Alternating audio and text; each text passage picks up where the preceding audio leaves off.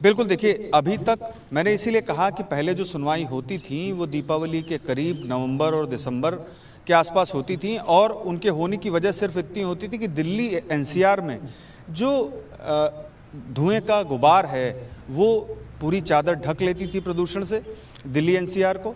और जब स्थितियां ज़्यादा खराब होने लगती थी तब लोग आनन फानन में सुप्रीम कोर्ट पहुंचते थे और उसके बाद सुप्रीम कोर्ट इस मामले में सीएक्यूएम, केंद्र सरकार समेत अन्य जो प्राधिकार हैं उनसे जवाब तलब करता था, बातचीत होती थी और क्या कदम उठाए जा सकते हैं। यही सब अभी तक पिछले 10 साल की हेयरिंग में मैंने देखा और इस दौरान कई अहम कदम उठाए भी गए। जैसे सीएक्यूएम का गठन किया गया, सीएक्यूएम ने कई गाइडलाइंस बनाई और इन गाइडलाइंस को लागू करने के लिए उसने प्रक्रिया भी निर्धारित की, राज्यों से भी बात की, केंद्र सरकार से भी बात की। तो ऐसा नहीं कि कोई कदम नहीं उठाया गया, कदम उठाया गया, लेकिन इस प्रदूषण से निजात नहीं मिल रही है। यही वजह थी कि सुप्रीम कोर्ट ने आज ये तय किया कि हर महीने सुनवाई की जाएगी ताकि प्रदूषण दिल्ली एनसीआर को घेरे और प्रदूषण की चादर दिल्ली एनसीआर को ढक ले, उससे पहले ही कोई कदम उठा लिए जाएं। जैसे कि पराली जलाने के मसले को लेकर के जब पंजाब हरियाणा सरकार को सुप्रीम कोर्ट ने निर्देश दिया तब शायद प्राधिकार जो है वो एक्टिव हुए। जबकि एक बात और सामने आई थी पिछली सुनवाई में कि जो इसरो की सैटेलाइट है वो कब वॉच करेगी उस एरिया को जहां पे पराली जलाई जाती है, इसकी भी सूचना दे दी जाती है, लेकिन उसका भी हल निकाल लिया गया और केंद्र सरकार ने ये स्पष्ट किया कि वो जानकारी अब किसी से साझा नहीं की जाती है। तो ऐसे तमाम कदम विचार विमर्श से अदालत के सामने आते रहे हैं और अदालत उन्हें लागू करता रहा है, लेकिन अब ये कर दिया गया है कि पहले से जो है इस मामले में कदम उठाया जाएगा और यही वजह है कि सुप्रीम कोर्ट सुनवाई करेगा। सीएक्यूएम और पर्यावरण मंत्रालय की ओर से जो रिपोर्ट है वो सुप्रीम कोर्ट ने अपने पास रिकॉर्ड में ले ली है, मौजूदा जो रिपोर्ट है, और अब हर महीने जो सीपीसीबी है यानी केंद्रीय प्रदूषण नियंत्रण बोर्ड है और राज्य प्रदूषण नियंत्रण बोर्ड, जैसे दिल्ली का अलग है, उत्तर प्रदेश का अलग है, राजस्थान का अलग है, हरियाणा पंजाब का अलग है, वो सभी अपनी अपनी रिपोर्ट सीएक्यूएम को सौंपेंगे और सीएक्यूएम उनका संकलन करके एक जगह स्थापित करके वो सुप्रीम कोर्ट के समक्ष रखेगा।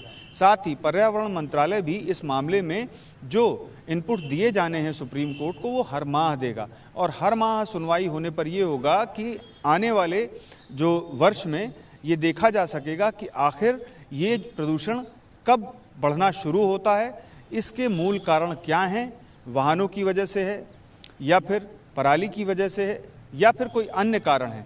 तो रूटीन में जब सुनवाई होगी तो जाहिर सी बात है कि कोई ना कोई हल निकल करके सामने आएगा। इसमें मजदूरों का अभी तक एंगल है ये वो भी होता रहा कि जब आपदा आ जाती थी उसके बाद कोर्ट की ओर से मजदूरों पर, लेकिन अब सीजीआई ने ये तय कर लिया कि आपदा आने से पहले ही हम हर माह सुनवाई करेंगे। जी सुप्रीम कोर्ट ने मजदूरों को राहत देने की बात कही है, तो क्या मजदूरों को अब जब ग्रैप लागू हो जाते हैं तब उन्हें पैसे दिए जाएंगे? क्या इसका कोई प्लान है? अभी तक क्या समझ में आया है आपको?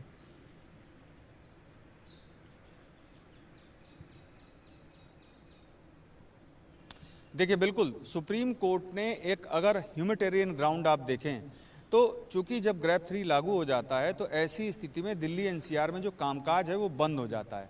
तो जाहिर सी बात है कि जो मिस्त्री और मजदूर काम कर रहे होते हैं बिल्डिंग्स में, उनका काम पूरी तरह से छिन जाता है। क्योंकि वो दिहाड़ी मजदूर होते हैं, उनको रोज़ाना जो है वो पैसा मिलता है।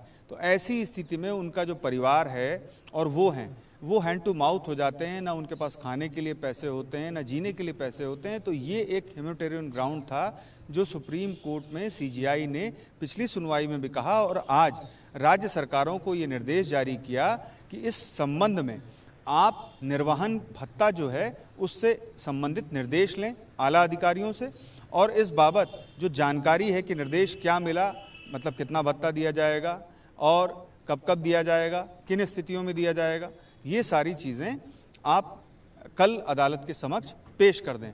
तो कुल मिलाकर के इस मामले में सुप्रीम कोर्ट ने ह्यूमैनिटेरियन ग्राउंड को ध्यान में रखते हुए जो मजदूर, मिस्त्री या अन्य जो दिहाड़ी मजदूर हैं, जो सरकारी मामलों में भी काम करते हैं, यानी कि आप जानते हैं मनरेगा का भी काम होता है पूरे देश में और इसके अलावा जो भवन निर्माण है वो भी होता है, इसके अलावा सरकारी तमाम योजनाएं चल रही होती हैं वो भी है। तो ये सारी चीज़ें ध्यान में रखते हुए कि आखिर जो गरीब हाशिए पर व्यक्ति है वो कैसे जिएगा और उसका परिवार कैसे जिएगा, ये ध्यान में रखते हुए कि ग्रैब के नियम जब लागू किए जाएंगे तो आखिर उनका जीवन कैसे चलेगा। सुप्रीम कोर्ट ने राज्य सरकारों को ये निर्देश जारी किया है। इनमें उत्तर प्रदेश है, हरियाणा है और दिल्ली है, राजस्थान है। तो जहाँ जहाँ वो ग्रैब के नियम लागू होते हैं, जिन पार्ट में लागू होते हैं, वहाँ के मज़दूरों को ये सुविधा मिल सकेगी भविष्य में। जबकि सुप्रीम कोर्ट के समक्ष ये पेशकश जो राज्य सरकारों की ओर से पेश कर दी जाएगी कल तक, और सुप्रीम कोर्ट ने स्पष्ट तौर पर ये निर्देश राज्य सरकारों को जारी किया है। जी बिल्कुल पीयूष, एक तो जो सीजीआई हैं उनकी ओर से लगातार एक वर्ड बहुत यूज़ किया गया, दीर्घकालिक प्लान, लॉन्ग टर्म प्लान। तो ये आखिर लॉन्ग टर्म प्लान क्या है? इसमें क्या पराली, गाड़ियाँ, फैक्ट्री सब कवर हो रही हैं? कुछ सुनवाई के दौरान कुछ अंदेशा, कुछ पता चला है?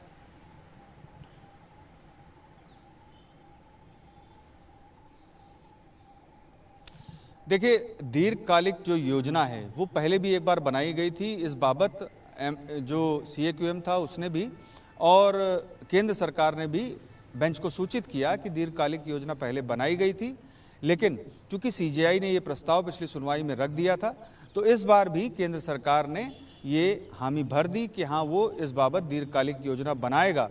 और चूंकि अब हर महीने सुनवाई होगी तो उससे संबंधित हर एक आंकड़ा सुप्रीम कोर्ट के समक्ष होगा।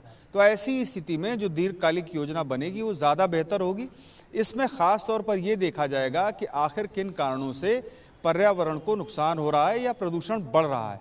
चाहे वो वाहन हो तो वाहन से संबंधित कोई नीति बनाई जाएगी, यदि पराली है तो पराली ना जले इसके लिए क्या कदम उठाए जाने हैं और कितनी सख्ती बरती जानी है। चूँकि कई बार सख्ती बरती गई और उस सख्ती बरते जाने की खिलाफत होने लगी, तब सुप्रीम कोर्ट को आदेश में ढील देनी पड़ी और राज्य सरकारों को भी ये कहना पड़ा कि नहीं, इतनी सख्ती नहीं बरती जानी चाहिए।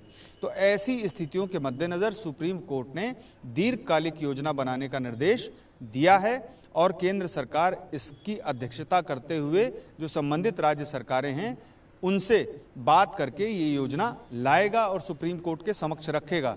इसमें ख़ास तौर पर प्रदूषण से निजात पाने के उपाय होंगे, चाहे वो वाहनों का प्रदूषण हो, चाहे वो पराली का प्रदूषण हो, चाहे वो पटाखे हों या इमारतों के निर्माण के दौरान जो धूल उड़ती है वो है, या फिर सड़कों का निर्माण सही तरीके से नहीं होता तो उसमें भी धूल उड़ती है, ये भी वजह हो सकती है। तो तमाम कारण हैं, हर एक पहलू पर गौर किया जाएगा और दीर्घकालिक योजना बना करके केंद्र सरकार सुप्रीम कोर्ट के समक्ष रखेगी और सुप्रीम कोर्ट उस पर लगातार सुनवाई करेगा। तो जाहिर सी बात है कोई ना कोई हल ऐसा निकल कर आएगा कि दिल्ली NCR को इस प्रदूषण से पूरी तरह से निजात मिलेगी, जो खास तौर पर एक ही टन्योर में होता है जबकि सर्दी शुरू होती है और सर्दी भर ये प्रदूषण की चादर दिल्ली NCR को घेरे रहती है। जी बिल्कुल, बहुत बहुत शुक्रिया पीयूष, आपने दर्शकों के साथ सुप्रीम कोर्ट में जो आज सुनवाई हुई उसकी जानकारी दी। अगली सुनवाई 10 दिसंबर को है, तो मुझे लगता है कि बाकी तो आप पल पल की अपडेट सुप्रीम कोर्ट से हमारे दर्शकों के साथ TV9 भारतवर्ष पर शेयर कर रहे हैं। बहुत बहुत धन्यवाद आपका हमारे साथ जुड़ने के लिए। तो जिस तरह से आपने हमारे सहयोगी पीयूष को सुना, उन्होंने बताया कि सुप्रीम कोर्ट में जो सुनवाई हुई उसके 4 पहलू थे, जिसमें मजदूरों को राहत, दीर्घकालिक प्लान, पुरानी गाड़ियां या ग्रैप में जो कमियां हैं उस पर बात की और जो रेगुलर सुनवाई अब सुप्रीम कोर्ट की ओर से जो की जाएगी उस पर भी बात हुई। आपका इस पूरे मसले पर क्या कहना है, हमें कमेंट बॉक्स में ज़रूर बताइए।